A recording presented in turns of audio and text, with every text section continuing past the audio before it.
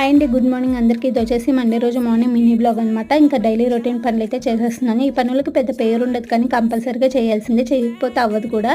ఇంకా lunch preparation అయితే చేసేస్తున్నాను. నిన్న సండే కదా, కొంచెం లేట్గా లేద్దాం అనుకుంటే తొందరగా మెలకు వచ్చేసింది. ఈరోజు మండే కదా, ఇంకా స్కూల్ అడావుడి ఉంటుంది కదా, తొందరగా లేద్దామంటే అసలు మెలకు రాలేదనమాట. ఇంకా డైలీ రొటీన్ లాగానే ఈ లంచ్ ప్రిపరేషన్ చేస్తూనే ఇంట్లో పనులు 1 by 1 చేస్తూ ఉన్నాను అనమాట.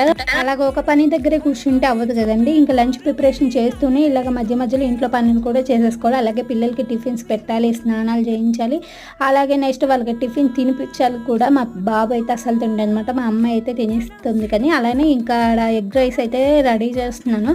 ఈరోజు ఎగ్ కర్రీ చేద్దాం అనుకున్నాను. మా పిల్లలు వచ్చేసి ఎగ్ రైస్ పెట్టేసేయమ్మా, కలపడం ఇవన్నీ ఎందుకనేసి ఇంకా కలిపేసి పెట్టేశాను అనమాట. ఇలాగా అన్నం రెడీ అయిపోయింది కదా, ఇంకా ఎగ్లోకి అయితే వేసేసి ఇంకా నెక్స్ట్ లంచ్ బాక్స్ అయితే కట్టేస్తున్నాను అనమాట. ఇంకా ఇద్దరికి చెరొక బాక్స్లో పెట్టేశాను, కొంచెం మిగిలితే తినిపించేసాను కూడా. ఈరోజు వచ్చేసి దోశ చేశాను.